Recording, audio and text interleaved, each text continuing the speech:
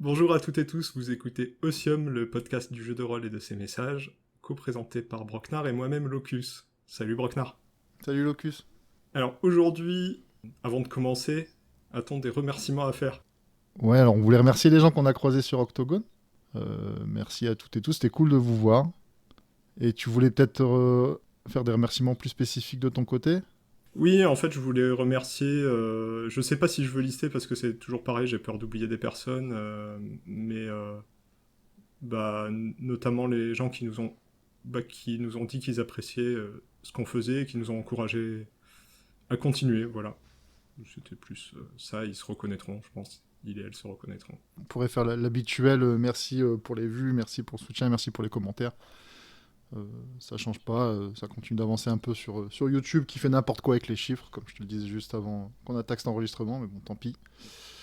Et puis le RSS se porte toujours bien, voilà, je sais pas si c'est nécessaire de le préciser à chaque fois, mais merci.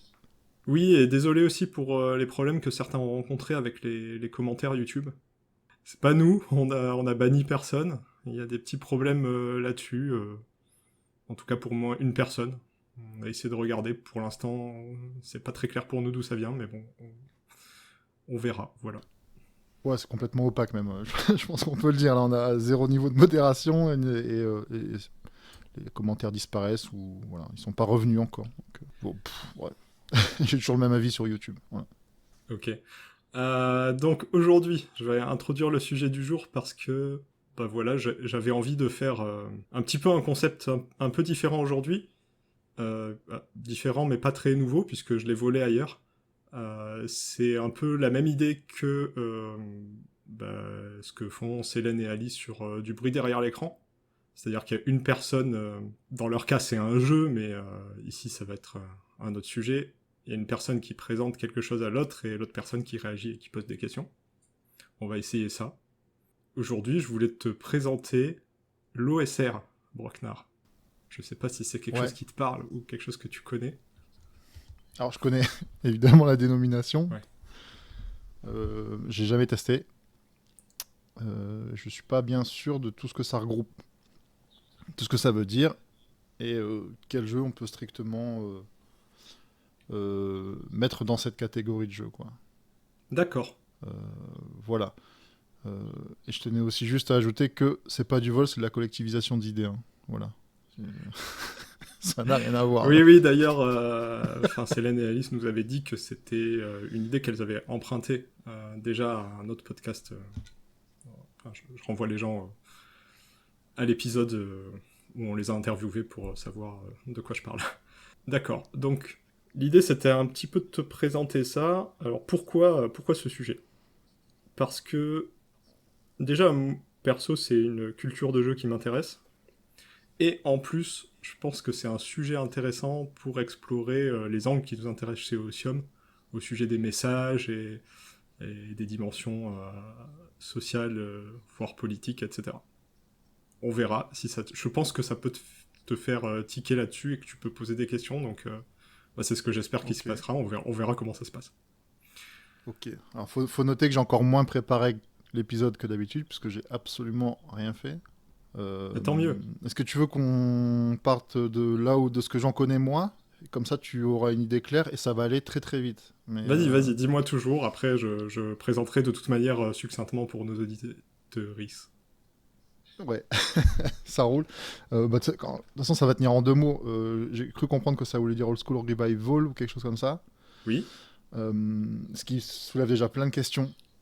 Mais ok.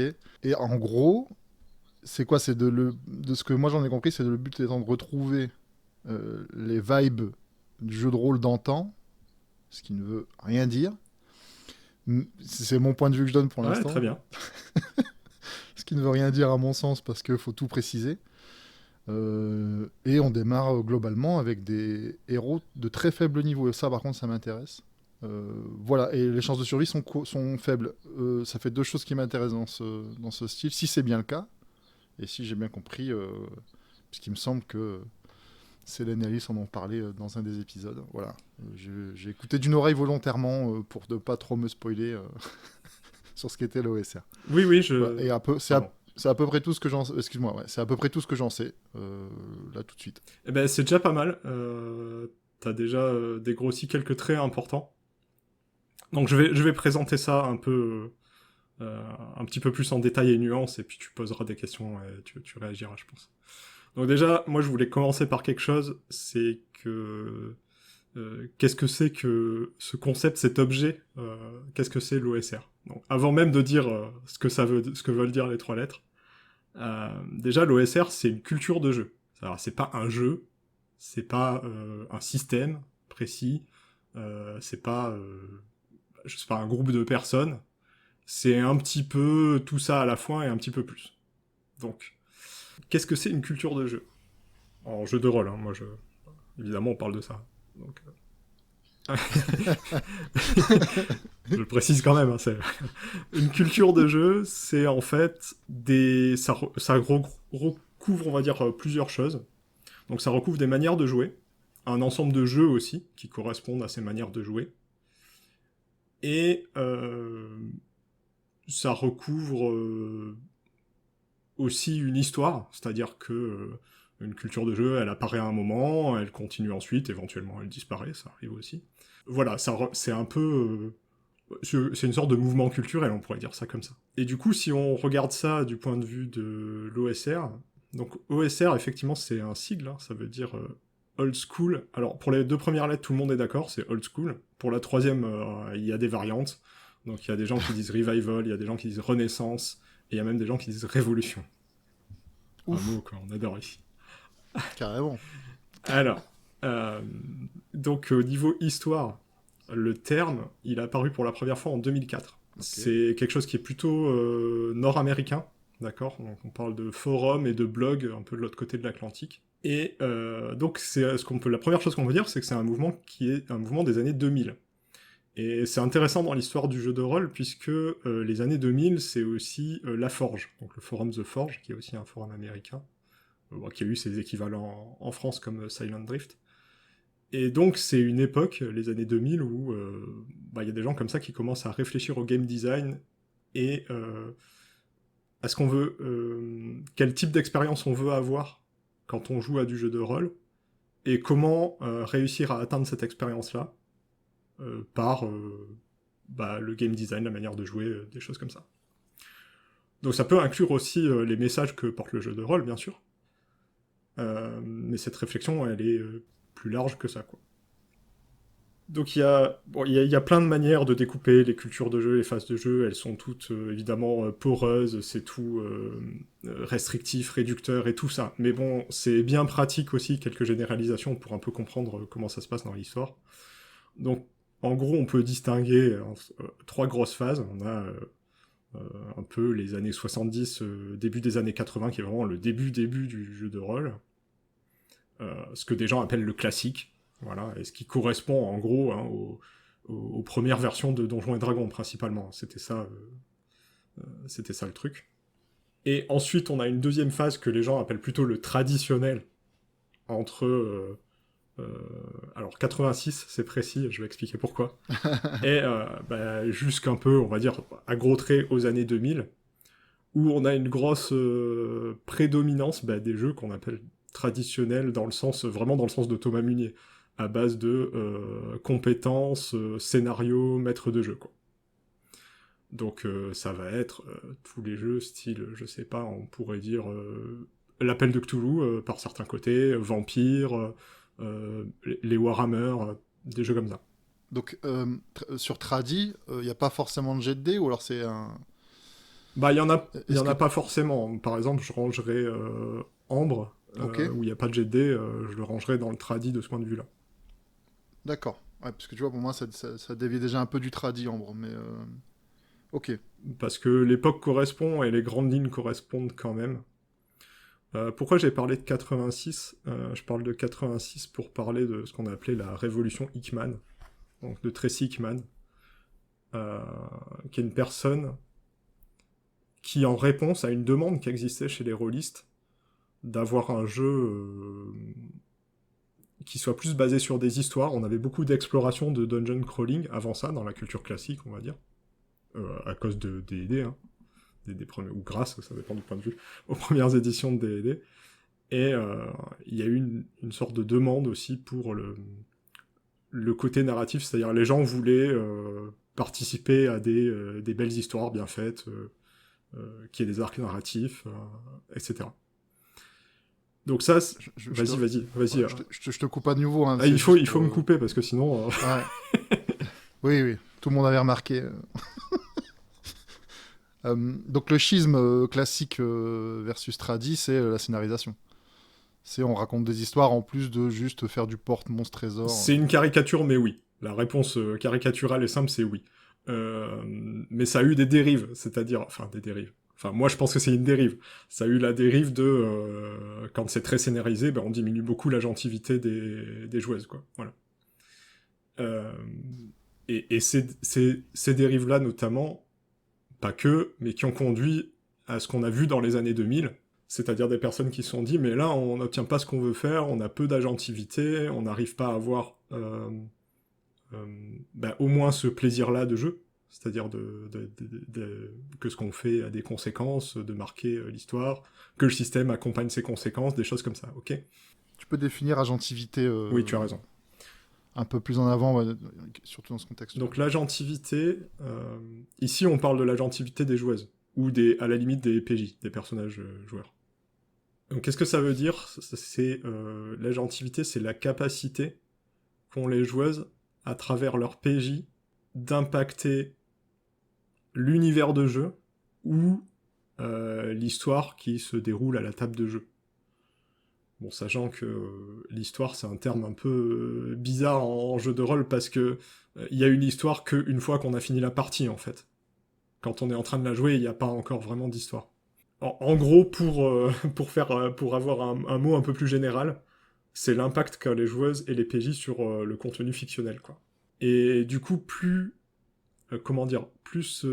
si tu écris, c'est le fameux... paradoxe ou problème impossible avant le petit déjeuner dont on avait déjà parlé avec Célène et Alice, plus tu écris cette histoire, ces arcs narratifs à l'avance, moins tes joueuses et leurs personnages pourront impacter le monde et ses arcs narratifs. Voilà. Et ça... il faut dire quand même aussi qu'il y a des personnes qui étaient contentes avec ça. C'est-à-dire que c'est... Moi, je dis pas que c'est pas... Que c'est pas du jeu de rôle. Voilà, ouais, c'est ça. On peut jouer de plein de manières, et ce qui est important, c'est de jouer de la manière qui nous plaît. Mais il y avait aussi beaucoup de personnes qui étaient pas satisfaites de cette manière de jouer.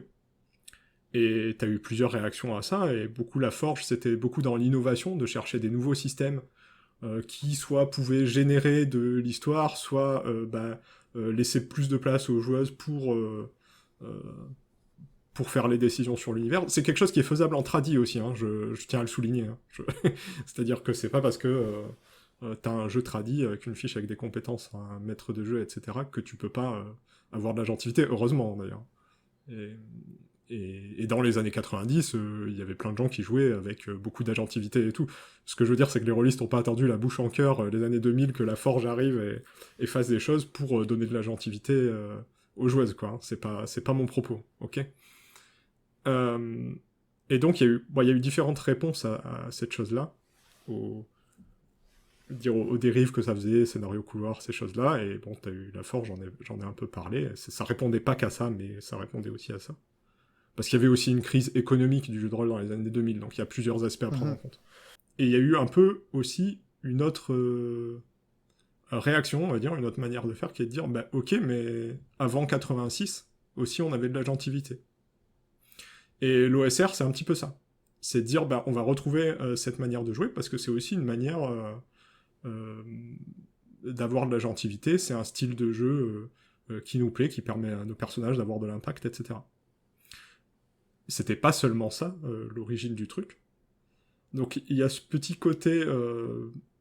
c'est un petit peu paradoxal, parce que t'as un côté nostalgique, mais en même temps t'as un côté nostalgique qui va... questionner le statu quo de l'époque, si tu veux. Ok, donc le but c'est de revenir à ce qu'il y avait avant la phase tradi, enfin, de revenir, de redécouvrir.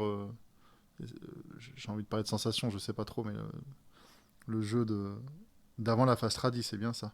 Tout en refaisant pas du classique pour autant. Ou alors peut-être que ou je m'égare. Ouais, Ouais. donc c'est là qu'on arrive au R, donc qui peut être Revival, Renaissance ou Révolution. Et je les mets dans l'ordre. Quand je dis ça, je les mets dans l'ordre, je dirais du plus ou moins réactionnaire. C'est bizarre comme manière de parler, mais...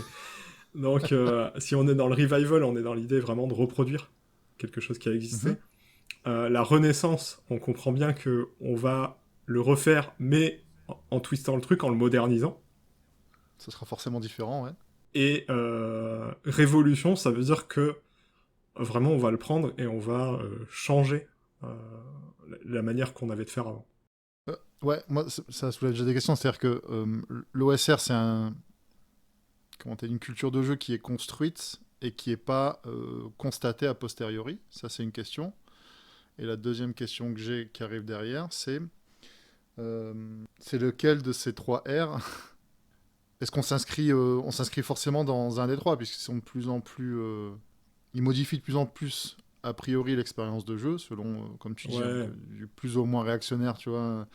Ou alors c'est juste peut-être que c'est juste Non, c'est plus une une position. interprétation à moi. En Ok, réalité, c'est très flou là-dessus. Et euh, finalement, tout le monde voit bien, vous peut-être pas encore, qui nous écoutez, mais tout le monde voit bien de quoi on parle quand on parle d'OSR. Et c'est devenu le fait de définir le R. Ça a peut-être fait l'objet d'un débat à un moment, si tu veux, mais finalement, tout le monde s'en fiche parce que ce qui est important, c'est qu'on sache de quoi on parle quand on parle d'OSR. C'est ok, détailler le contenu d'accord. plutôt que c'est de savoir ce que le R veut dire. Mais les trois définitions qu'on a données correspondent à des choses qu'on voit dans l'OSR. Donc c'est pas délirant. Dans l'OSR notamment, si on parle juste de l'aspect par exemple revival, t'as ce qu'on appelle des rétroclones. Et il y a des personnes qui font partie des auteurs et des autrices du mouvement OSR qui ont vraiment une volonté de très grande créativité, qui vont dire ouais les rétroclones c'est pas vraiment le mouvement OSR. Ce mouvement OSR c'est un truc créatif, c'est un truc nouveau, etc. Mais n'empêche, beaucoup de gens classent les rétroclones dans l'OSR. Et les rétroclones, c'est vraiment refaire comme avant. Je vais préciser ce que c'est. Donc un rétroclone, c'est quand on va prendre les règles, par exemple, de ce qu'on appelle du basic, quoi, de DND 0 au DD, là. Et on va... c'est un exemple, mais ça peut être d'autres jeux.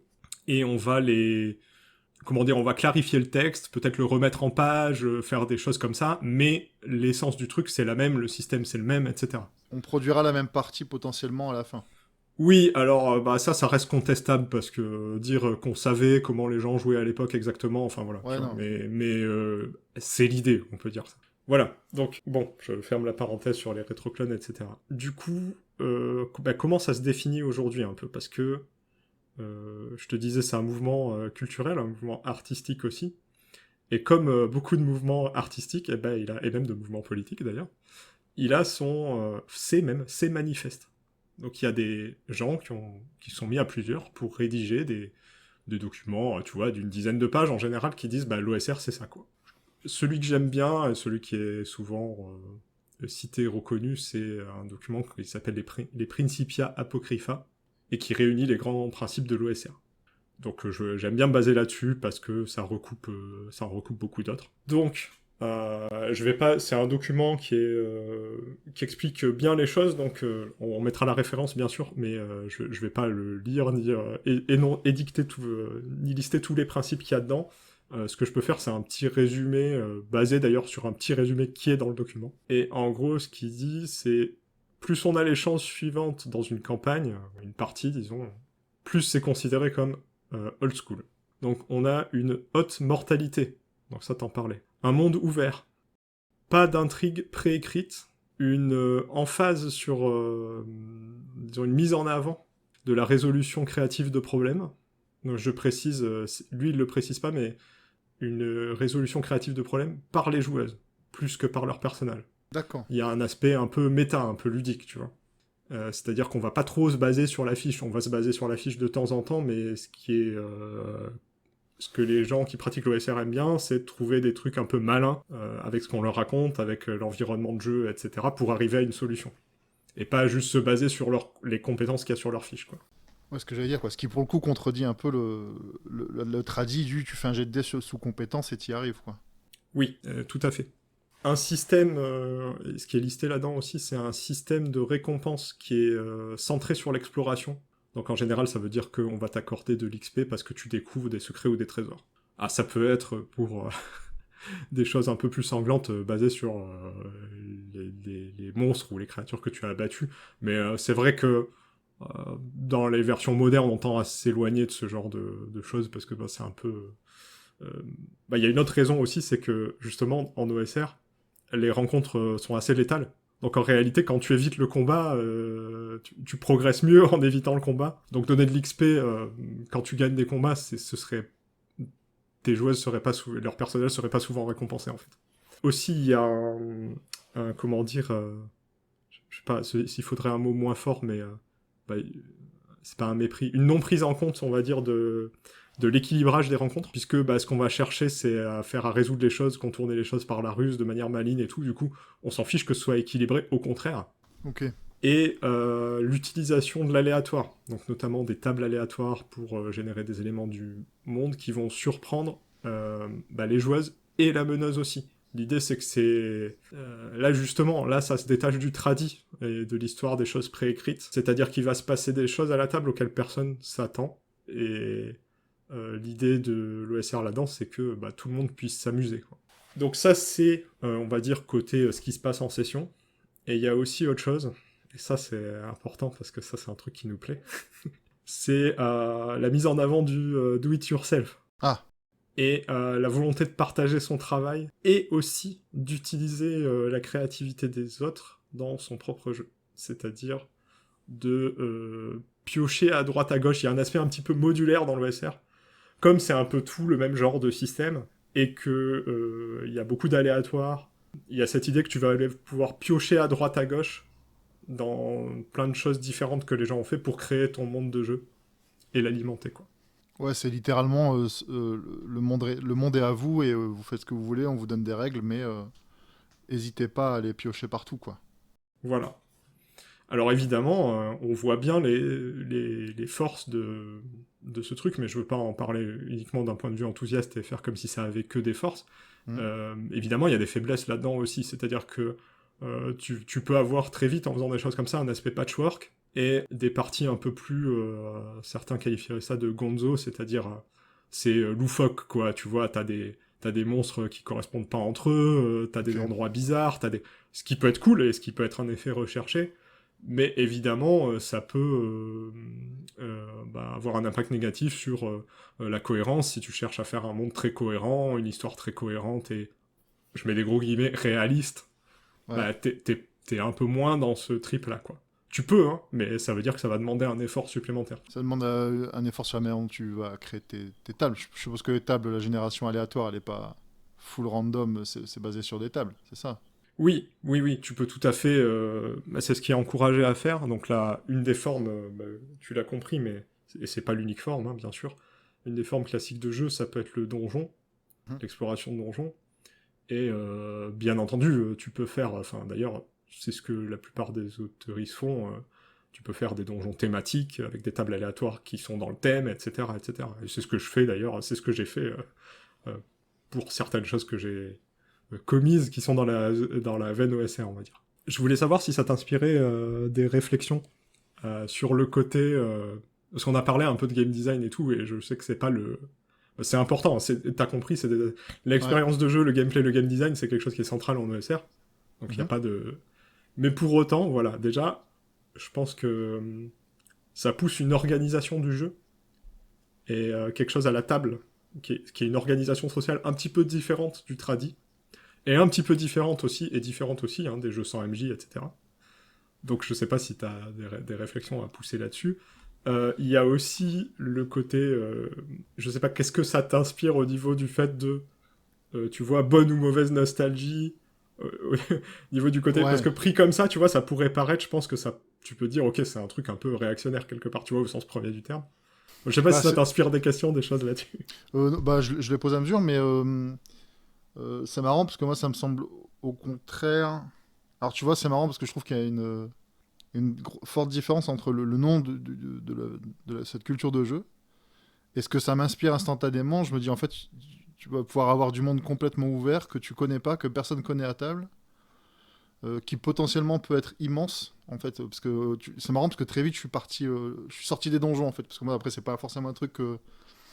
Le porte-monstre trésor, c'est pas forcément un truc que j'apprécie, même si, encore une fois, le dungeon crawling, ça peut être cool, hein, j'ai pas de problème avec ça, ça peut être chouette, mais moi, très vite, j'ai ressenti des vibes à la Ico. Tu sais, ces jeux où tout est plus grand que toi, où t'es perdu, et où de toute façon, là, la MJ est perdue aussi, puisque, bon, déjà, j'ai l'impression que le poids de la meneuse est moindre, forcément, puisqu'il n'y a pas une espèce de gros.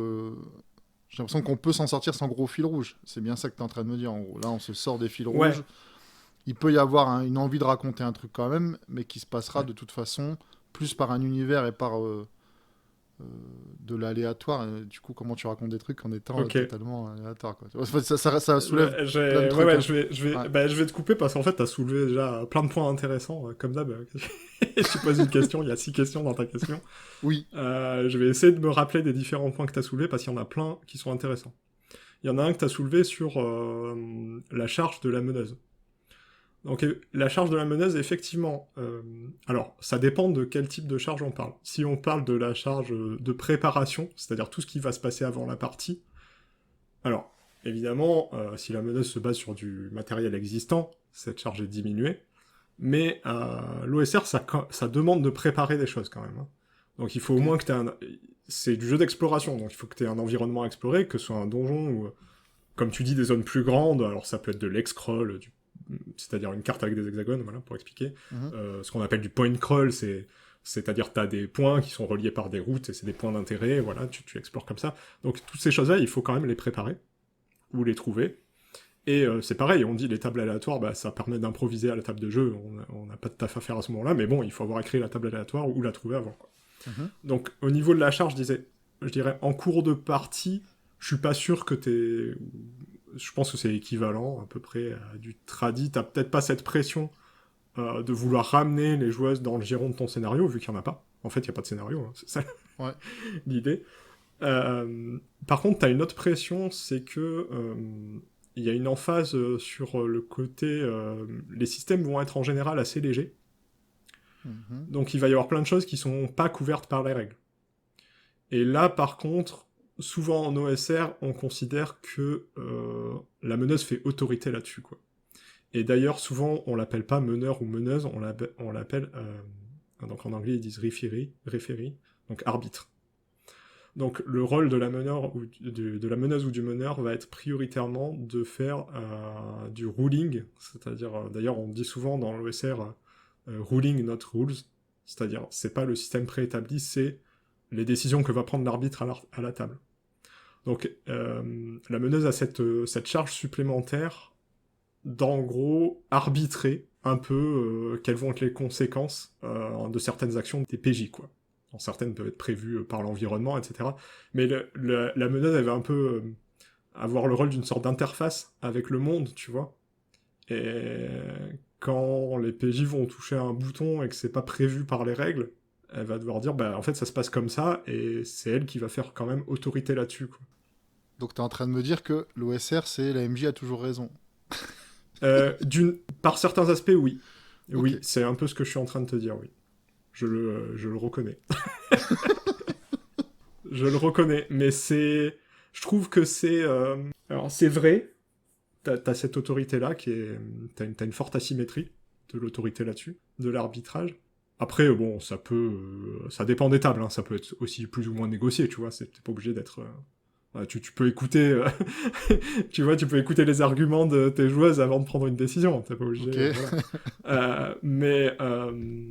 c'est aussi allégé par le fait que, par ailleurs, il y a quand même plus d'égalité que dans le tradi, c'est-à-dire la meneuse connaît pas l'histoire à l'avance, elle connaît pas tout le monde est surpris, et ça crée quelque chose Moi, je joue à des trucs OSR, ça me plaît, il y a plein de choses qui me plaisent là-dedans. Et il y a un des trucs qui me plaît beaucoup, c'est la connivence que ça crée entre la meneuse et les joueuses, je m'explique. c'est que dans du tradi, des fois, t'as des... Et j'ai vu ça dernièrement, j'ai posté sur le Discord, il y a eu un supplément de Donjons et Dragons 5ème édition qui est sorti et qui a l'air assez catastrophique au niveau du scénario, où t'as beaucoup de scénarios, c'est des suites de combats et tu peux accéder qu'à l'étape suivante du scénario que si tu gagnes le combat. Ah. Bah, typiquement, ça c'est pas du tout OSR. Je vais expliquer, c'est que quand t'as un combat comme ça, comme j'expliquais là dans le cas du mauvais scénario, entre guillemets, tu peux pas construire de connivence entre les différentes participantes à table, puisque en gros la meneuse, elle va dérouler le combat et elle va enregistrer le fait que bah oui ou non, tu vas passer à l'étape suivante du scénario. Et en plus, la rencontre va être équilibrée, donc normalement, les PJ devraient gagner. Et D'accord. d'ailleurs, bah, s'ils gagnent pas, le scénario s'arrête, ce qui est un peu C'est ce que j'allais te dire, ouais, ça a triste, l'air un quoi. peu. Enfin, voilà, on s'arrête de jouer. Donc il y a aussi moyen, en plus, c'est le genre de truc qui va pousser peut-être la meneuse à, tu vois, à tricher, je mets des guillemets, pour que finalement les PJ gagnent. En OSR, t'as pas ça. Tu vas avoir une rencontre. Quand t'as une rencontre, ça va être complètement déséquilibré, tu vois. Donc, en gros, t'as 3 pecnos et puis la rencontre, c'est un dragon, tu vois. Je dis ça n'importe comment. Et il va falloir être créatif, quoi. C'est-à-dire que les joueuses, elles vont dire, ah ouais, mais en fait, on va faire ça, on va contourner le truc en faisant ci, ça, ou il y en a une qui va dire, ah oui, mais j'ai tel objet et je pense que ça peut l'intéresser, donc en fait, je vais négocier avec la créature qui est beaucoup plus puissante, ces choses-là. Moi, je dis des trucs assez bateaux, là, mais ça peut être des trucs vraiment beaucoup plus créatifs que ça. Mhm. Parce que là, j'ai pas forcément d'idée là maintenant, mais quand les choses vont se dérouler, toi, tu vas être là en tant que MJ et tu vas dire ah ouais, c'est une super idée et tout, et tu vas un peu aller dans le sens du truc et être surpris en fait par la créativité de tes joueuses. Donc tu vas pas être là, tu vas être là vraiment pour poser un problème. Et si tu mets, je veux dire, si tu fais une rencontre et tu dis bah cette créature, ce monstre, vous allez devoir le combattre et il est à peu près du même niveau que vous, tu crées pas tellement de surprises à la table. Tu risques pas d'être surpris par ce que les joueuses font, tu vas pas avoir une sorte de... Ouais, c'est ce côté un peu connivence que tu vas avoir avec les joueuses, où tu vas dire « Ah ouais, c'est chouette ce qu'elles ont imaginé, et t'es surpris aussi, quoi. » Et ça marche si si t'acceptes qu'il y a de l'aléatoire, que les gens... Mais aussi, ça veut dire que t'acceptes comme les choses peuvent être déséquilibrées, etc., qu'au final, la solution des joueuses marche pas et que, par exemple, leurs PJ meurent tous, quoi. C'est possible aussi, Ok, tu vois. ouais. Mais du coup, dans tous les cas, personne connaît l'issue à l'avance. Oui, c'est pas le MJ a toujours raison, parce qu'il faut raccrocher avec son fil pour que tout le monde passe une bonne soirée. C'est l'AMJ a toujours raison parce que bah, il faut que quelqu'un tranche à un moment et que bah, finalement on avance ensemble en fait dans ce qu'on a créé en fait. Il y a une Voilà. forte part de co-création via l'aléatoire. C'est rigolo parce que c'est pas strictement de la co-création. Tu vois, ça vient pas uniquement.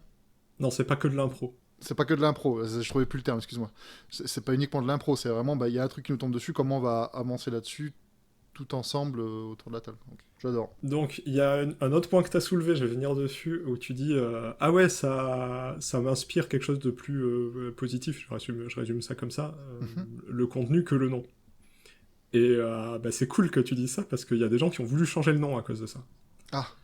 Parce qu'il y a des personnes qui ont dit ouais, mais old school, tu vois, ça sent un peu la naphtaline, quoi. Ça fait un petit peu React, et du coup, il y a des gens maintenant qui font des choses que moi je raccrocherais à l'OSR, tu vois, je veux dire, de prime abord quand je les vois. Mais ces gens te disent, du coup, je respecte leur choix, bien sûr, j'appelle ça comme ils veulent, te disent non, non, nous on fait du NSR, donc c'est du New School Revolution. Cool, ouais. Et donc eux, ils définissent un peu finalement de la même manière, et la grosse différence disent, c'est qu'ils ont moins de liens avec le D&D old school, avec les premières éditions de D&D. Parce qu'il y a ça aussi beaucoup dans l'OSR, il y a un peu un système commun. C'est-à-dire, tu vas prendre l'old school D&D, tu sais, avec tes 6 caracs, t'as pas de compétences, par contre, derrière, t'as tes 6 caracs qui vont te donner des bonus sur du D20 que tu vas lancer, et t'as des difficultés au D20. Tu vois, ces trucs-là, c'est un truc que tu retrouves beaucoup dans tous les trucs OSR.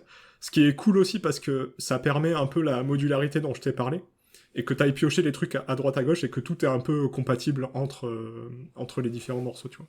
Et en fait, le NSR, ils disent, ouais, mais nous, on veut aussi, tu vois, quand même, altérer pas mal les systèmes, etc. Mais garder cet esprit de, on a un arbitre, on a un monde vivant, un peu, on a des règles légères, ça reste mortel, et il y a une emphase sur, comment dire, l'histoire émergente, c'est-à-dire l'histoire pas préécrite, et sur l'exploration. Donc le NSR, il garde tous ces trucs-là. Il y a un accent aussi dans le NSR, peut-être qui est plus revendiqué par les gens NSR, un peu moins par les gens OSR, mais il y a des gens de OSR qui font ça aussi, c'est d'aller vers le weird.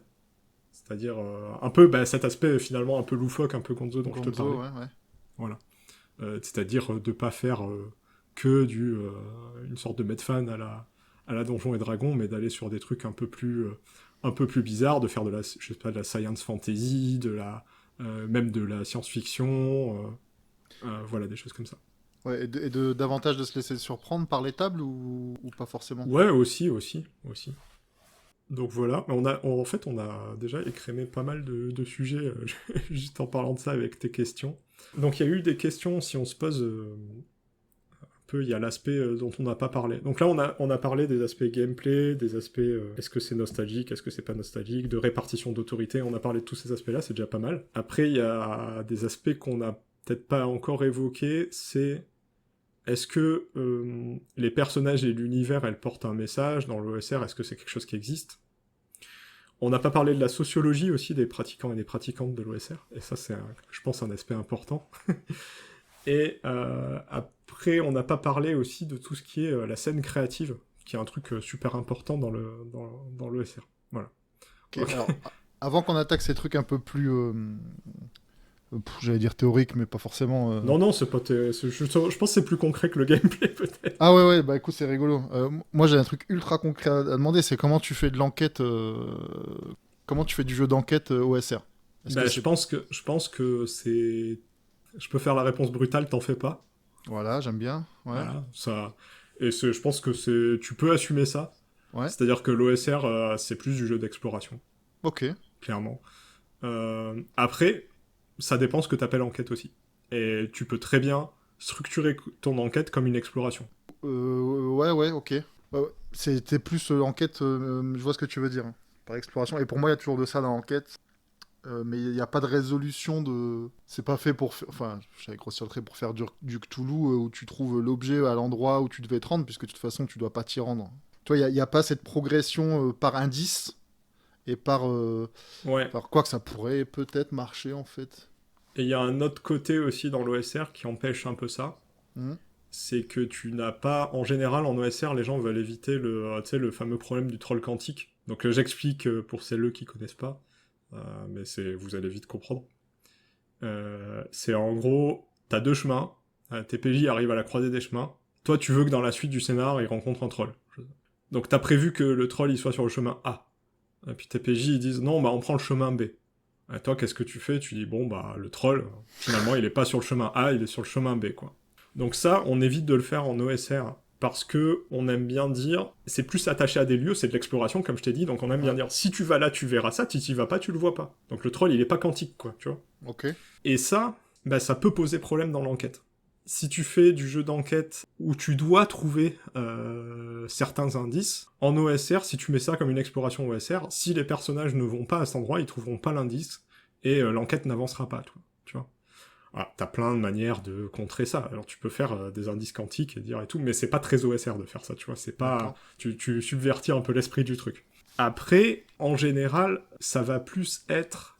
Je dirais, tu peux avoir une forme d'enquête, mais je sais pas si c'est le bon mot dans l'OSR, mais ça va plus ressembler à de la résolution d'énigmes. Okay. C'est-à-dire que, en gros, si t'as exploré suffisamment et trouvé plein d'indices et de détails dans l'environnement, tu vas pouvoir dire « Ah ouais, mais en fait, ça marchait comme ça », lui ou elle, ce personnage, ce qu'il voulait vraiment, en fait, c'était ça, en fait, quand il me parle de ça, ça voulait dire ça, tu vois, faire des rapprochements. Donc t'as un côté un peu enquête, mais c'est vraiment lié à de l'exploration. Et c'est plus de la résolution d'énigmes. Il y a un petit côté point and click, je dirais presque. Je sais pas si tu vois ce que je veux dire. Ouais, ça me faisait penser à Tunic. Mais tu prends plus conscience de... Tu prends conscience d'un truc plus que tu ne le découvres. Non, c'est la même chose. Y a pas y a pas un objet qui t'attend à un endroit. C'est plus une prise de conscience ou une compréhension globale que pas réellement le sujet, mais en train de se creuser la tête sur comment faire de l'enquête. Et ça peut être, mais moi je verrais ça comme une manière de faire de l'enquête, c'est dans l'OSR, en fait, voilà. Là, de quoi on parle en fait? On parle de livrer des indices pour suivre une piste et trouver la solution. Bon, le coupable dans le cas d'une enquête Oui. pour meurtre, j'en sais rien, on s'en fout. Donc la question en fait, c'est comment tu livres ces indices. Oui. Bon, t'as plein d'approches pour ça. Bah, c'est sûr que si c'est derrière un jet que tu peux rater, bah, Mm. ça peut être embêtant. Il y a un article là-dessus sur l'OSR qui présente ça d'une manière plus générale. C'est pas forcément des indices, mais c'est en gros quand les PJ ils arrivent dans une pièce, une région, ce que tu veux, et qu'ils commencent à regarder, qu'est-ce que tu dois ou peux livrer comme information. La règle que j'aime bien, c'est de dire, bah, t'as un premier niveau d'information, qu'est-ce que les gens voient, et tu vas décrire ce qu'ils voient. Ensuite, t'as un deuxième niveau d'information, qui sont des informations pas évidentes au premier abord, mais tu vas les livrer si tes joueuses te disent, mais j'examine ça précisément. D'accord. C'est-à-dire, tu vas les livrer à cause de la manifestation d'une intention, et tu le feras que si cette intention, elle est précisée, tu vois. C'est-à-dire, s'il est juste, il passe dans une pièce, tu vas leur dire, ah ouais, il y avait un truc caché sous le machin. Par contre, s'ils te disent, bah, j'examine cette pierre, s'il y a un truc caché derrière et tout, tu vas leur donner, quoi. Tu vas pas faire Ok. un jet. Et puis, t'as un autre truc qui est un type d'indice qui va encore après, où ça va être un jeu de questions-réponses, et tu vas dire, ok, t'examines ça, tu remarques peut-être ce détail. Est-ce que ça D'accord. t'évoque quelque chose? Est-ce que... Et tu peux aller plus loin comme ça et livrer plus d'informations de cette manière, et c'est jamais vraiment sanctionné par un jet de dés. Parce qu'il y a un truc aussi, c'est qu'en fait, il y a un truc qui est un peu paradoxal, je pense. Ça dépend comment tu joues l'OSR et tout, bien sûr. Je pense que dans l'OSR, il faut éviter de faire des jets de dés, en fait. Si tu veux, Ok. en tant que joueuse, si tu veux bien jouer, alors... Parce que là, oui, dans l'OSR, il y a un petit côté play to win, hein, quand même. Hein. Tu vois, il faut trouver le truc, il faut explorer le machin, faut trouver ce qui se passe, le trésor, ce que tu veux. Donc il y a un petit côté comme ça. Donc on peut dire qu'il y a un côté bien joué en termes de atteindre tes objectifs, tu vois. Et je pense que si tu veux bien jouer en tant que joueuse, il faut éviter de faire des jets de dés. C'est-à-dire qu'en gros, il faut utiliser des astuces et quelque part, et c'est pour, il faut convaincre, c'est un peu bizarre, mais il faut convaincre la meneuse que ta méthode est la bonne et que tu vas arriver, et que tu vas y arriver comme ça. Et ça se fait en discutant, etc. bien sûr, et en utilisant l'environnement d'une manière intéressante. C'est ça aussi le truc, c'est tu récompenses la créativité en réalité et la résolution créative de problèmes. C'est ce dont on parlait tout à l'heure. Et il n'y a pas de... Alors, pourquoi je dis qu'il faut éviter les jets de dés et tout? Parce qu'en fait, dans le SR, souvent, t'as des caracs qui sont assez basses, tu vois. C'est pas parce que t'as un +1, même un +4 sur un D20, si la difficulté c'est 12, ça reste plus ou moins du 50, du pile ou face, tu vois. Donc en fait, tu sais que quand tu joues les dés, t'as une grande chance d'échouer en réalité. D'accord. Et c'est pour ça que les joueuses, bah, elles vont avoir tendance à essayer d'éviter de faire de plus t'expliquer comment elles font pour éviter d'avoir à sanctionner leur action par des jets de dés, plus en utilisant les leviers de l'environnement, ou peut-être essayer de convaincre des PNJ, des choses comme ça, voilà. Et pareil, pour les combats, essayer d'éviter le combat, essayer de discuter, essayer de passer par d'autres moyens, de ruser, etc. Parce que une fois que tu lances les dés, bah, si c'est une action d'enquête, tu risques de pas avoir ce qui te permet de progresser pour la suite, de pas trouver la Ouais. solution ou l'indice. Et si c'est un combat, bah, tu risques de mourir, quoi. Enfin, ton personnage risque de mourir, Oui. tout simplement.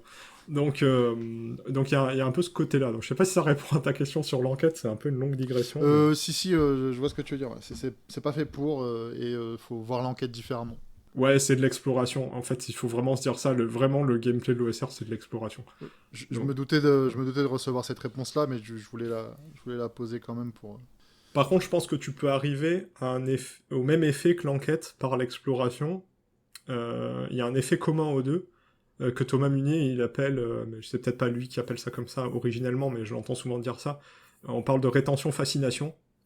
C'est le côté t'essaies de comprendre quelque chose. Mhm. Et en fait, tes joueuses, elles sont immergées parce qu'elles essaient de comprendre ce truc. Il y a du mystère. Il n'y a que les détails qu'elles ont perçus de prime abord. Il y a du mystère. Et ça les intéresse, ça les fascine, c'est le côté rétention. Ça les immerge, ça les retient dans l'aventure. D'accord. Et ça, c'est un truc que tu retrouves dans l'enquête et dans l'exploration. Ouais. Donc tu peux avoir le même sentiment, tu vois, en Ouais, tant que ouais. joueur ou joueuse, même si c'est pas à proprement parler de l'enquête, quoi. Ok. Je voulais peut-être parler un petit peu de personnages et d'univers Mhm. dans ces jeux-là. Parce que du coup, on a beaucoup parlé de gameplay, de game feel, comme diraient les gens du jeu vidéo. Et ça a pas l'air, a priori comme ça, très de porter beaucoup de messages, tu vois. Ouais. Alors, déjà un petit peu quand même, parce qu'il y a un peu de co-construction, on en a parlé, enfin, ou du moins de participation, d'inclure un peu aussi la meneuse dans le délire global de la table, un peu. Il y a un petit peu cette idée-là, alors que, tu vois, dans le tradit, t'as plus la meneuse qui essaie aussi de dérouler son histoire, son ambiance et tout. Là, t'as plus un petit côté un peu plus qui inclut tout le monde à la table, on va dire. Mhm. Ça, c'est quand même un aspect social qui est important. Mais on peut se poser la question, ok, bon, tout ça c'est du gameplay, du gamefield, et qu'est-ce qui se passe pour les personnages, les univers, tout ça? Est-ce qu'il y a des trucs à message, etc.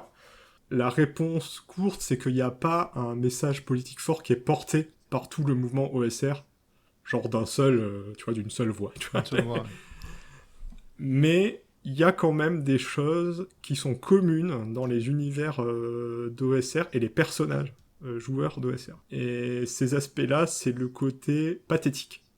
Alors, c'est quoi le pathétique dans ce cas-là? C'est le fait que, comme tu as dit, c'est assez mortel et tout, et donc on commence... Et c'était un des points qui t'intéressait, t'avais dit au tout début de l'épisode, Ouais. c'est que tes personnages, ils vont être faibles, en fait. Donc il va falloir... c'est aussi pour ça qu'il faut être créatif sur la résolution de problèmes, et pas te baser sur les caractères du personnage. Donc c'est plus ce qu'on appelle, en bon français, du player skill. Ouais. C'est la joueuse qui va essayer de résoudre les problèmes avec sa tête. Donc les personnages, c'est un peu souvent des gens quand même de basse extraction. Ouais. Ils ont peu de moyens, ce sont pas des héros et des héroïnes en général. Ça peut, hein, ça peut. Ils peuvent le devenir. Donc ça, il y a D'accord. peut-être cet aspect-là de monter, on va dire, à l'échelle sociale par des chemins détournés qui sont d'être plus ou moins des pilleurs de tombes, on peut dire ça comme ça. Même si, bon, ça peut être tout un tas de choses différentes, mais t'as souvent cet aspect, t'as un aspect de survie quand même, et d'ailleurs, souvent, les mondes OSR, les univers OSR, même quand ils sont des univers de Medfan, etc., sont souvent des mondes post-apocalyptiques. Ah, c'est rigolo, ouais, parce que les premières images qui me sont venues en tête, c'était des mondes post-apo, ouais, quand tu m'en as parlé. Et ça, c'est rigolo parce que c'est un aspect, ça rejoint l'esthétique. En réalité, ce qui fait que les mondes OSR sont des mondes post-apo, c'est pas dire ah ouais on va faire un truc post-apo et puis du coup ce qui est adapté c'est le gameplay OSR, c'est un peu le contraire. C'est dire bah l'OSR c'est de l'exploration, on va explorer des ruines, des donjons et donc bah, l'esthétique de la ruine ça appelle le post-apo. Oui. Et du coup bah oui finalement il y a un message, enfin message, un type en tout cas avant de parler de message, un type d'univers et de personnages qui est pas bien sûr il y a des exceptions mais qu'on retrouve à travers beaucoup d'œuvres OSR et même NSR d'ailleurs, quel que soit l'univers. Donc je peux donner même des exemples là-dessus. On a des choses comme Deep Carbon Observatory, donc qui est une aventure OSR de Patrick Stewart, qui est vraiment un gros écrivain anglophone d'OSR. Et là-dedans, le pitch du scénario, c'est en fait il y a un barrage qui cède. Donc déjà il y a une ville en contrebas du barrage qui est détruite, mais surtout l'eau en se retirant, en vidant le lac, découvre des ruines. D'accord. Et l'aventure, c'est ton groupe remonte, mais il y en a d'autres, il y a de la concurrence, il y a des poursuites, il y a d'autres groupes qui veulent aller vers les ruines. Il va remonter le lit asséché de la rivière jusque au lac sous lequel se trouvent les ruines, donc le lac qui est maintenant vide. Donc il y a vraiment cet aspect, en plus là c'est après une catastrophe, t'as eu une Mhm. catastrophe naturelle, et tu viens après cette catastrophe pour... Alors tu peux aussi, il y a cet aspect-là des conséquences de la catastrophe, potentiellement aider des PNJ qui ont été affectés, etc. Et aussi d'explorer un monde qui était englouti et qui l'est plus. Donc tu vois, c'est vraiment... Là, on est vraiment dans du post-apo dans tous les sens possibles du terme. Tu Ouais, vois. ouais. Donc ça, c'est un exemple. Et ça reste un donjon, ça reste un X-roll, parce que tu vas remonter... Enfin, c'est des squares, je crois, mais c'est pareil, on s'en fout. Tu vas remonter des cases par où tu veux, jusqu'en haut, et après, t'as un donjon, évidemment, sous le lac, etc. D'accord. Autre exemple, Death in Space, pour changer complètement de... Donc, il y a un jeu du Stockholm Cartel, là, comme Morkborg, Cyborg et tout ça. Donc, qui est de l'OSR sci-fi, c'est science-fiction, ça se passe dans le futur. Et ça se passe après une guerre qui a détruit quasiment toutes les communications, les voyages sont devenus super longs dans l'espace, on produit plus de vaisseaux, on produit plus rien, il faut explorer, comment dire, tu vois, scavenger, quoi, récupérer, Ouais. recycler, etc. Donc c'est complètement du sci-fi post-apo et de la survie. Donc quel que soit un peu le truc, et même Cyborg, donc Cyborg c'est de l'OSR Cyberpunk, j'en avais déjà parlé. Mhm. Euh, on va dire bah, comment on fait de l'OSR en cyberpunk, c'est un truc un peu plus, tu vois, tu t'imagines plus des intrigues et tout. Bah ouais, c'est ça, sauf que bah, les donjons, ça va être des immeubles de corpo, ça va être des trucs comme ça. Et tu as aussi du post-apo, parce que tu as eu une catastrophe dans cet univers cyberpunk. Il y a une espèce de météore qui est tombé, et qui a fait une espèce de nano-maladie, voilà, t'as des gens qui sont nano-infectés, des trucs mystiques, etc. Donc t'as un côté post-apo aussi. Ok. Plus que dans certains trucs cyberpunk qui sont plus, comme tu disais Apocalyptique, ouais. l'autre fois, ouais, purement apocalyptique. Donc c'est vraiment un truc très très commun à l'OSR, le post-apo. Et des personnages qui essaient de s'en sortir là-dedans, et qui sont pas forcément les gens auxquels tu penserais en premier qui vont le mieux s'en sortir, quoi. D'où le côté pathétique, et le côté aussi que tu peux avoir des trucs un petit peu rigolos, tu vois. Alors, les personnages, ils trouvent des solutions, mais c'est un peu... ça te donne envie de rigoler, tu vois, quand ils réussissent la chose avec cette solution-là, tu vois. Alors, tu peux D'accord. le jouer sérieux et tout, ça dépend de l'ambiance, ça dépend du thème, ça dépend de plein de trucs, mais tu peux avoir ce côté-là. Et tu vas retrouver ça aussi dans des PNJ. Il y a des PNJ dans certaines aventures OSR qui sont très attachants parce que les PJ vont avoir besoin d'aide en réalité, quoi. Souvent par eux-mêmes, Mhm. ils vont pas pouvoir tout faire, tu vois. Donc voilà. Alors une fois qu'on a dit tout ça, est-ce que ça porte un message, une vision du monde et tout? Bah je sais pas. Je te laisse, je te laisse me donner ta réflexion là-dessus, mais Faudrait que j'expérimente en réalité pour pouvoir. Après, c'est des gens de la. Je vais utiliser un mot que j'aime pas, mais normaux, tu sais, du quotidien, qui sont face à des trucs plus gros qu'eux et ouais, ou simplement la vie. Oui, ça pourrait porter un message. Ouais. mais c'est le côté. Je pense que c'est quelque chose qui peut te parler aussi, toi qui aimes bien Warhammer Ouais, Fantasy. j'y pense beaucoup depuis le début. Bah Ce côté, on démarre, on est un ratier ou trois fois rien. Et en fait, tout le monde voit toujours Warhammer comme une suite de combats aussi, je sais pas pourquoi. Et en fait, faut quand même éviter le combat dans Warhammer, c'est pareil. Hein. Quand ouais, ouais. t'arrives un ratier que t'as deux chiffons dans ta poche et rien, et qu'en face même t'as juste bêtement un gobelin ou même juste quatre cinq morveux, tu vois, en fait tu meurs. Hein.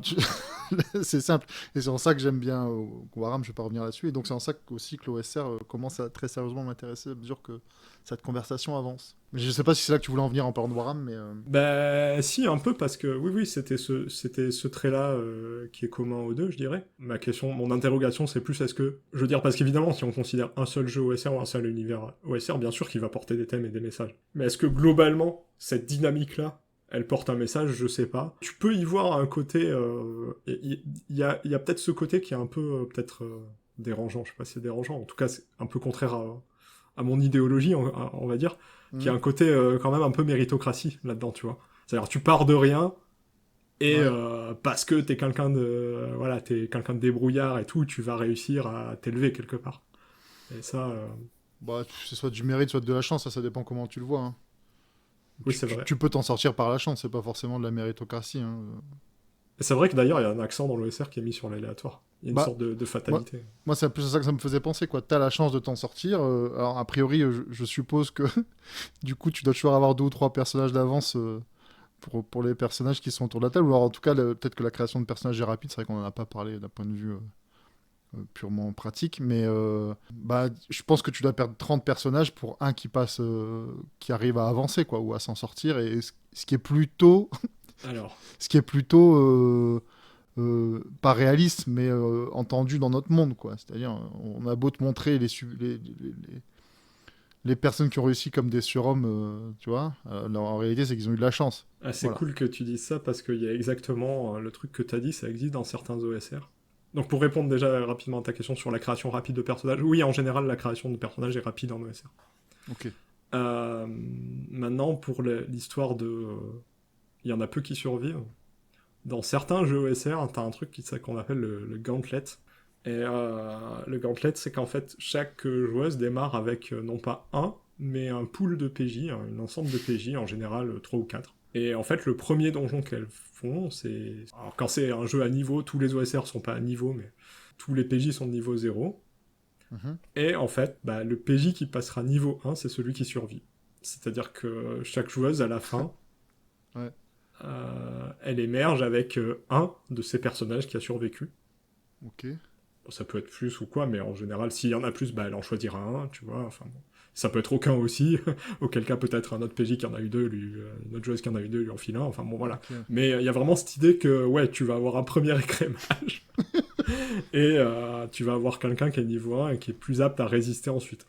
Mais t'es pas obligé de faire ça, tous les jeux OSR font largement pas ça, et tu peux avoir un personnage qui est déjà... qui a des chances de survivre même en démarrant, quoi, tu vois, voilà. D'accord.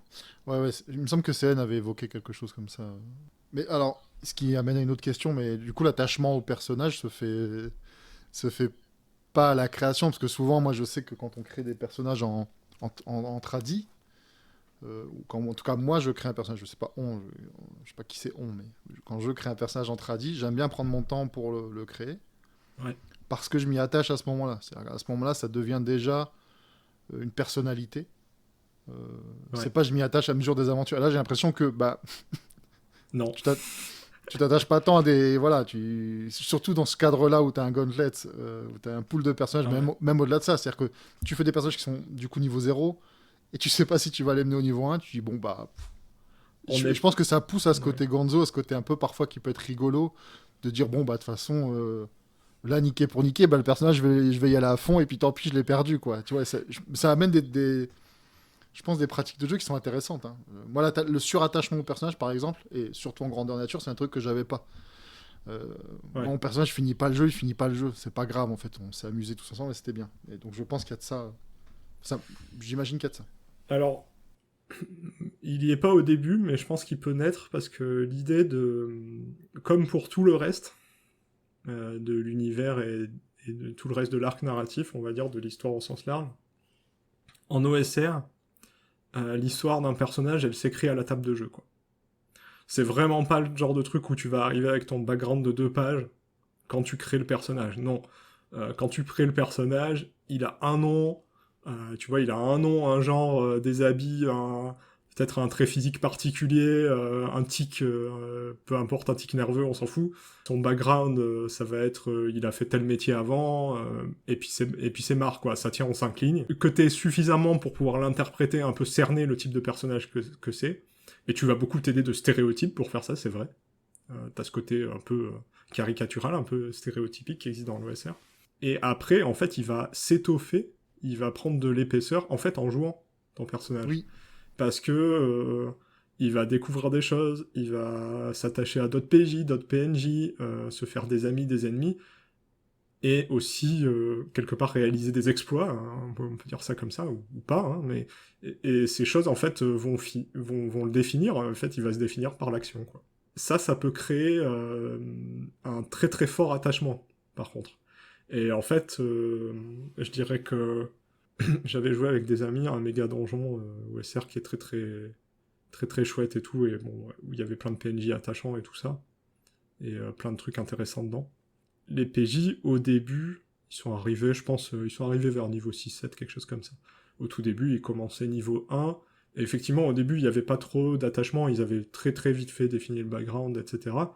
Mais je peux te dire que au niveau 4-5, ils commencent à avoir peur de perdre leur personnage parce que bah, leur personnage, voilà, Ouais. il commençait à exister. Il y avait une dynamique de groupe, c'est-à-dire leur personnage, il avait une place dans le groupe de PJ et il avait aussi des relations avec l'univers et les PNJ de l'univers maintenant, quoi. Ouais, ça devient plus tangible, quoi. Et donc là, oui, là, t'avais un vrai attachement. Donc je pense que t'as plus ce côté. Et même si il pouvait encore le perdre, et d'ailleurs, il y a des règles. Souvent, t'as aussi des règles qui sont prévues. Bon, t'as différentes manières d'aborder les choses, mais tu peux dire, ça peut être sec, en mode, bah, la personne qui perd son personnage part de la partie, quoi, tu vois. Ça peut être des trucs comme ça arrive. Mais t'as aussi beaucoup d'environnements, de donjons et tout, qui prévoient, en fait, des manières de revenir en jeu à travers un autre personnage, parce que, bah, par exemple, enfin, ça peut être plein d'astuces, mais mais c'est des choses qui peuvent être prévues.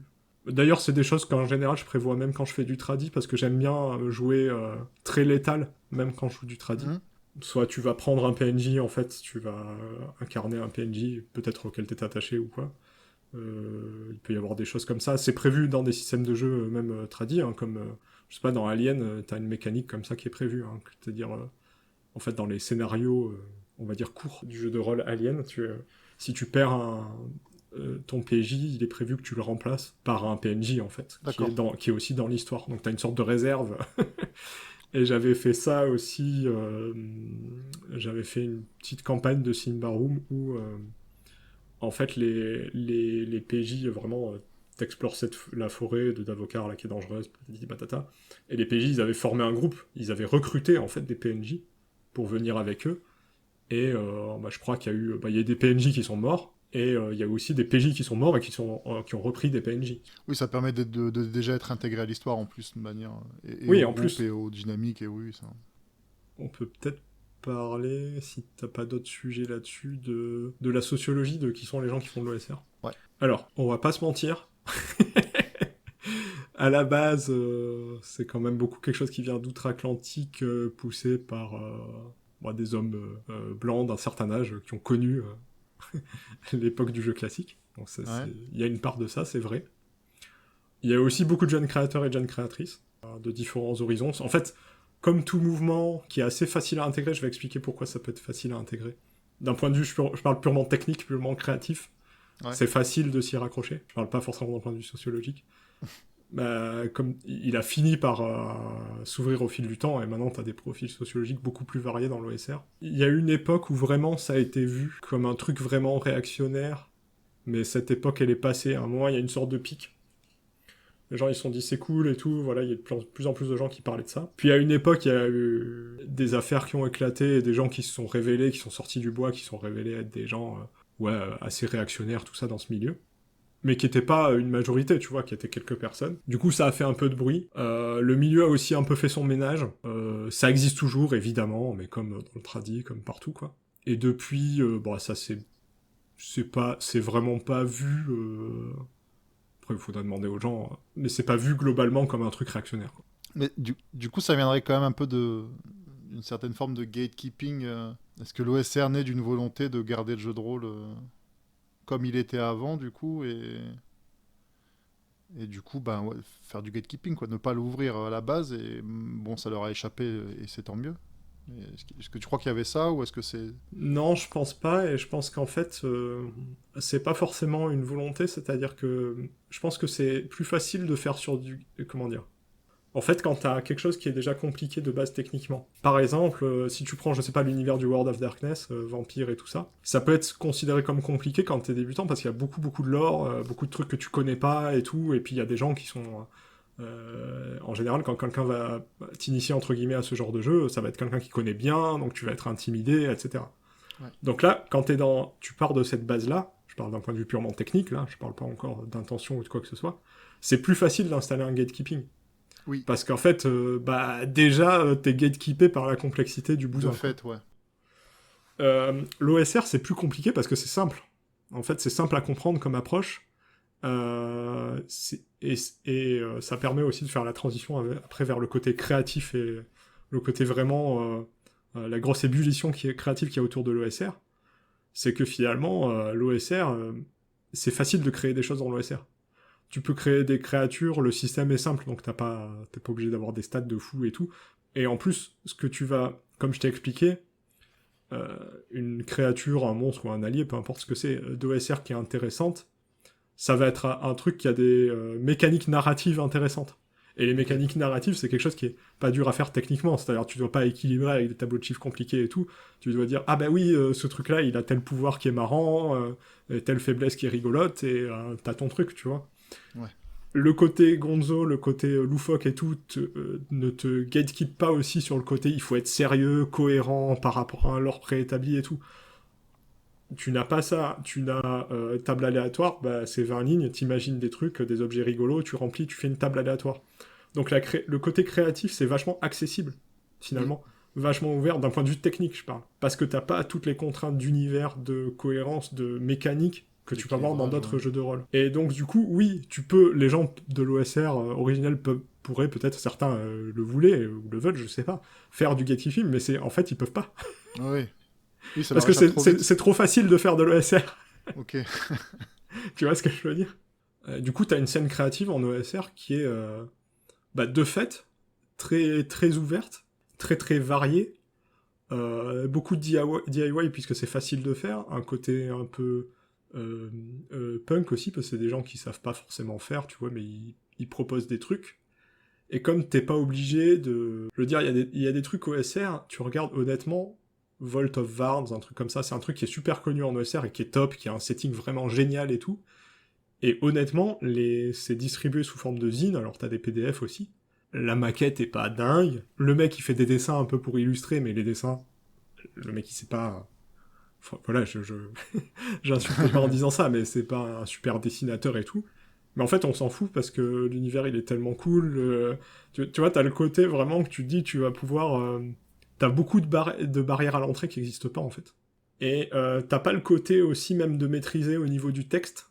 T'as pas ce côté... Alors, t'as de l'OSR qui est très littéraire, très poétique, très beau. Franchement, t'as des grands auteurs d'OSR, honnêtement, et autrices, ça existe. Mais tu peux faire du matériel OSR intéressant sans même avoir ce talent, si on croit au talent, mais cette compétence-là, tu vois.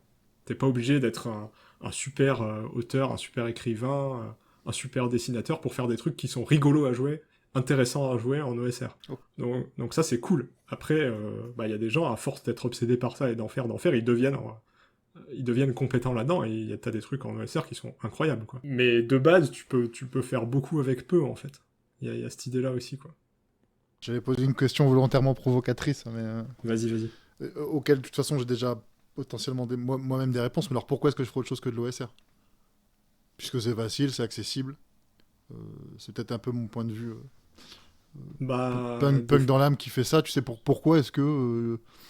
moi, par exemple, qui n'ai pas jamais écrit de jeu, qui en game design, je suis très certainement une grosse bille, pourquoi est-ce que j'irais vers autre chose que de l'OSR? Je pense que cette question-là, elle est légitime, et des fois, je me la pose. Ok. Des fois, je me m'attendais dis... pas à ça comme réponse. Ouais, je sais, Okay. je sais. T'es provocateur dans ta question, je suis provocateur dans ma réponse. Il y a beaucoup de choses que j'aime dans le fait de jouer de l'OSR, de lire de l'OSR et d'écrire de l'OSR. Et des fois, je me dis, finalement, pourquoi je ferais autre chose? Mais la réponse, elle vient assez vite aussi. La réponse, elle est assez facile, finalement. C'est que dès que tu veux autre chose que le gameplay que j'ai décrit, oui. dès que tu veux que ton système, il dise autre chose, il parle d'autre chose, il faut que t'es obligé de sortir de ça, il faut que tu designes autrement, quoi, t'as pas le choix. Ouais, d'accord. Ouais. J'allais dire un truc. J'allais dire, tu sors de fait de l'OSR. C'est pas une volonté, mais si, puisque il y a le game design et tout ça, et que ça fait partie intégrante du jeu, quoi. Mais tu pourrais pas. Est-ce qu'on pourrait pas partir en se disant, je vais.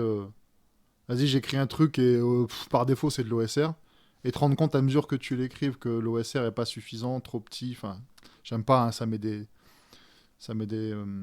carcans qui n'existent pas, mais l'OSR finalement ne correspond plus, du coup je vais m'intéresser au game design à ce moment-là. Est-ce qu'on peut faire comme ça, ou est-ce que ça sort complètement peut-être de l'intérêt de ouais, si, pour moi ce sont des pistes fertiles, et c'est ce qu'il faut faire quand tu réfléchis un peu vraiment au game design et même au message que tu veux porter, parce que tu peux dire aussi des fois un système OSR, ok, tu peux porter un message, une intention, des thèmes par l'univers, ça va surtout être l'univers. Mm-hmm. Mais des fois, t'as aussi envie de faire des jeux dont la dynamique, le gameplay, le système mécanique porte ces thèmes et ces messages. Et dans ce cas-là, tu peux plus faire de l'OSR de base. On va prendre un truc, on va dire que je parle tout le temps de ce jeu, c'est pratique, c'est un truc qu'on joue, qu'on connaît tous les deux. Si tu prends Spire, c'est quoi l'idée de Spire pour les PJ? C'est jusqu'où t'es prêt à aller pour la révolution. Il est clair que des mécaniques de résolution OSR, tu peux utiliser ça dans un monde où ce thème-là et ces questions se posent, et ça pourrait quelque part fonctionner. Mais le propos, il est beaucoup plus fort et beaucoup plus marquant pour tes PJ si les mécaniques l'accompagnent. Oui. Et les mécaniques de Spire, c'est des mécaniques de conséquences, en fait. C'est à chaque fois, tu vas faire un truc, tu vas voir les contre-coups, les machins et tout. Et évidemment, plus tu tentes des trucs qui sont gros, plus les conséquences vont être lourdes et grosses. Donc ça répond directement à la question, au thème que ça veut amener. Donc bah ça c'est un bon exemple. Est-ce que tu peux faire un Spire OSR? Oui. Est-ce que c'est pas plus fort en faisant un système qui est pas OSR et qui répond à la thématique? Bah probablement. Ok. Donc voilà, ça n'empêche pas de faire autre chose. Après voilà, les cultures de jeu, c'est vraiment aussi un truc qui est... Alors, l'OSR c'est un cas un peu spécial parce que c'est un mouvement qui se définit en lui-même. C'est-à-dire les gens se revendiquent de ce mouvement, il y a des manifestes et tout, donc c'est un truc qui est quand même bien identifié. Et il y a tout un tas de cultures de jeu qui existent, mais qui sont... C'est plus des objets d'études que tu regardes, mais les gens qui sont dedans se revendiquent pas forcément de cette culture. Ok. Bah, en particulier, le tradi, en général, c'est le cas. T'as peu de gens qui disent ouais, moi, je défends la culture tradi, et c'est ce que je joue, parce que comme c'est un peu la culture tradi, je dis pas forcément avec le scénario dirigiste, hein, mais c'est la culture tradi avec quelques intrigues préétablies, ou quelques scènes préétablies, les compétences, le maître de jeu, tout ça, voilà. Une culture plus tradi, sans être forcément dans des excès. Mhm. C'est la culture... c'est une culture de jeu qui est quand même dominante, je pense, dans le monde du JDR. Et donc, les caractéristiques en général de toute culture dominante, c'est que les gens qui en font partie se rendent pas compte qu'ils font partie d'une culture particulière. Oui. Tu vois. Donc, voilà. Donc, l'OSR, c'est un peu particulier de ce point de vue-là. Parce que c'est identifié comme tel par les gens qui sont dans l'OSR et en dehors de l'OSR. Ce qui n'est pas du tout le cas de toutes les autres cultures de jeu, en fait. Ok. Voilà. Et typiquement, les cultures de jeu où le système il amène des conséquences, qui sont plus des cultures de jeu PBTA et compagnie, il y a des gens qui y jouent et qui se revendiquent de ces cultures de cette culture de jeu-là, d'autres non. Cette culture de jeu, elle n'a pas vraiment de nom d'ailleurs. Hein. PBTA, c'est le nom d'un système, c'est pas le nom d'une culture de jeu, d'accord. Ok. Ça peut être attaché à certains courants de la forge, mais ils sont pas identifiés non plus clairement.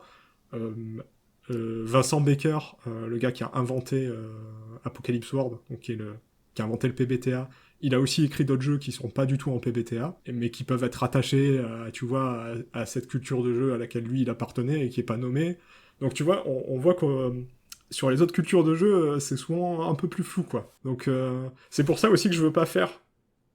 Et tout ça, c'est pour eux. C'est-à-dire que tu peux jouer du tradi en faisant des emprunts OSR. Ouais, c'est évident. Ouais. Voilà. Ouais. Ouais, donc ça répond à ma première question, c'est un mouvement qui a été créé et qu'on n'a pas constaté par la suite. C'est un mouvement qui, Ouais, je pour pense lequel que on a dit, c'est... bah, en fait, on va faire un truc, ça va s'appeler, peu importe le nom, c'est pas important, mais ça va s'appeler l'OSR et bah, comme tu dis, pour en faire partie, il y a cette liste. Alors, je grossis un peu le trait, hein, je suis un peu fermé quand je dis ça, mais et donc ça sera l'OSR. Et donc maintenant, qui écrit qui écrit cela sera Ouais, un ouais, mouvement il y a ce côté-là. Ouais. Ok. C'est pas figé, mais plus déterminé que Ouais, ouais. peut-être les autres cultures de jeu. Après, je sais pas, j'ai pas trop connaissance. Les gens pourraient peut-être réagir en commentaire ou nous contacter. J'ai pas connaissance d'autres cultures de JDR où tu trouves un manifeste de la culture de jeu, quoi. Donc tu vois, ça déjà, ça en dit beaucoup. Il y a des cultures de jeux vidéo où c'est le cas, puisque par exemple, t'as le manifeste du Care, de la Care Wave en jeu vidéo. Ah, ça me parle pas, ça. Donc voilà, j'essaie de rapprocher, de voir deux trucs Ah ouais. à côté dont je parle. Jeux de société, je connais mal. C'est quelque chose évidemment que tu trouves en cinéma. Ça, t'as des manifestes de Oui. cinéma. Je sais plus comment ça s'appelle. Enfin, le dogme, là. Il y en a un, ça Ah, s'appelle le dogme, c'est sans. Enfin voilà, bon, t'en as. Bah, c'est quelque chose qu'on trouve pas mal hein, dans l'art, dans les mouvements culturels et politiques, Mhm. bien sûr. Le manifeste, c'est avant tout un truc politique à la base. 95, dogme 95. Merci. Mais ouais, en jeu de rôle, tu vois, je connais pas d'autres Mhm. manifestes. Même le NSR, tu vois, qui s'est défini à partir de l'OSR, un peu En en shiftant, rip-off. Ouais. ouais, en spin-off, un peu comme ça. Il a pas dit, bah voilà, bah, OSR c'est ses manifestes, mais nous, voilà le manifeste du NSR. Moi, je connais pas de manifeste du NSR, peut-être ça existe. Ok.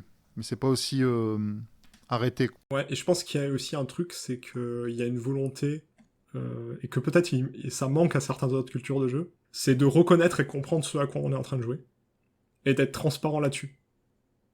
Ok. Tu vois ce que je veux dire? Oui. Ah oui, c'était clair. Tu vois, j'avais rien à dire. Ça arrive pas souvent. Mais j'ai fait le tour, est-ce que ça t'inspire d'autres réflexions, d'autres choses, d'autres questions Là, comme ça, non. J'étais un peu tout posé à la volée, je t'ai coupé. Hein. Et là, non.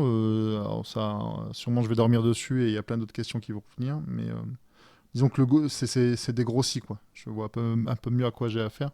Et ça me donne très envie. Alors, je sais pas si c'est une bonne ou une mauvaise chose. C'est une chose, c'est un fait. Très envie d'essayer d'aller me plonger dans des trucs comme ça. Reste à le faire.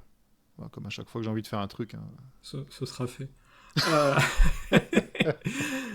Avant qu'on aille vers la conclusion, je vais faire peut-être une sorte de petit... de petit avertissement. Bien sûr... tout ce que j'ai dit, ça engage que moi, hein, ça reflète pas tout ce qui existe dans l'OSR, c'est pas exhaustif, etc., etc. Je prétends pas avoir une connaissance encyclopédique du mouvement. J'espère pas avoir dit trop de bêtises, les gens me corrigeront sinon. Commentez si vous le pouvez. Non, mais on a d'autres moyens de contact, ça vaut le coup de le repréciser peut-être, parce que c'est vrai que les gens nous contactent uniquement par les commentaires YouTube. Donc si vous allez sur notre... Ça s'appelle un link stack, c'est ça ? Ouais, on a un link stack, ouais. On remettra le lien, ouais. On remettra le lien. Vous verrez qu'on est présent sur un certain nombre de... Enfin, sur Blue Sky. Vous pouvez nous MP sur Blue Sky. Normalement, ça marche. J'espère qu'on n'a pas laissé une vieille option de modération en mode on peut pas nous MP en fait. Et vous pouvez aussi nous accrocher, pas que en MP, hein, si c'est plus safe pour vous de le faire en public. Et je dis ça sans être sur le ton de l'humour, hein, mais... Pas que sur le ton de l'humour, il n'y a pas de souci à nous alpaguer en public. Absolument, absolument. Et il y a aussi... on a ouvert une partie publique sur le Discord aussi, sur notre Discord. Très petite partie publique. Ouais. Qui n'a pas forcément vocation à grossir énormément parce qu'on a peu de temps parce qu'on n'a pas le temps de modérer. Pour la modération, voilà, strictement. Mais pour l'instant, il n'y a que des gens sympas sur le Discord. Peut-être parce qu'on n'est pas nombreux, justement. Mais n'hésitez pas à nous rejoindre. Non, mais bon, voilà, utilisez le canal qui vous plaît le mieux, mais nous, on est toujours ravis de recevoir vos retours, quoi. Ouais. Sachant que sur le Discord, c'est aussi possible de parler en privé par la suite. On a un système de salon privé, si vous voulez vraiment qu'on avance ensemble sur des trucs, ou juste nous parler en privé, hein, voilà, c'est possible.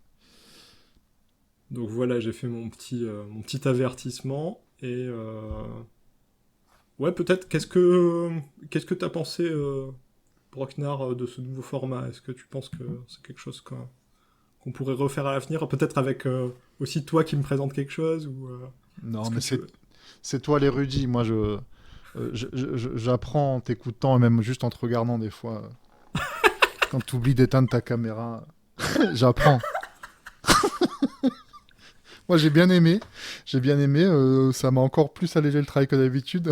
Trêve de plaisanterie, non, j'aime bien parce que ça me permet de découvrir des trucs sur lesquels, auxquels je me suis pas intéressé. Puis parce que, pour plein de raisons. Déjà parce que je m'intéresse pas à la théorie depuis très longtemps. Et que même comme ça, y a tellement de sujets qui m'intéressent que j'ai pas le temps de m'y arrêter beaucoup. Donc oui, si tu as envie qu'on reparle sur ce format-là d'autres trucs, c'est cool. Mais après, ça va me donner envie de jouer à plein de trucs. Et donc, j'aurai encore moins de temps pour étudier des trucs. Donc, il faudra que tu m'en expliques d'autres. Ok. Il y avait peut-être aussi moins d'aspects politiques et sociaux, voilà, du haut thème cette fois. Ouais, est-ce que c'est pas typique de l'OSR ? Peut-être. Est-ce que si on attaque le Bob, est-ce que si on attaque, tu vois, ce genre de truc Bah, dites-nous aussi, voilà, hein, les auditeuristes peuvent nous dire aussi si ça les dérange, s'ils veulent vraiment... est-ce que c'est... Enfin, moi, c'est un retour, je sais pas si on le respectera, notre but, c'est de pas faire exactement comme les gens nous demandent, sinon, bah... On va perdre notre âme, comme on dit. Mais voilà, je peux comprendre aussi que les gens se disent ok, ce qui nous intéresse, c'est aussi le contenu social et politique. Donc, après, là, le constat est fait qu'il y en a peu dans l'OSR aussi. C'est-à-dire c'est pas rien. En fait. C'est-à-dire que... Ah non, on n'a pas rien dit sur le sujet. On a dit des choses sur la sociologie et tout. C'est pas le sujet, mais c'était peut-être moins présent que les autres fois, tu vois. On n'a pas dit ACAB. On l'a pas dit, pas cette fois. Non, mais en cyberpunk, on faisait que parler de ça, quoi, par exemple. Oui, c'est vrai. Ouais, mais le sujet était beaucoup plus... Enfin, bref, on tourne en rond. N'hésitez pas à nous dire si ça vous convient, si vous en voulez plus. Si vous voulez plus de sang, plus de politique, plus de sang, ça va ensemble. Voilà. Est-ce qu'on dit qu'on sera pas seul la prochaine fois ? On peut le dire, mais est-ce que ça sera vrai ? Je pense. Bon, écoute, on vous quitte, on vous dit au revoir. Merci si vous avez écouté jusque-là. Merci, puis au revoir. À très bientôt. Quando l'anarchia verrà, tutto il mondo sarà trasformato che nei governi sarà il ricordo d'infame passato, l'aborrito con fin sparirà.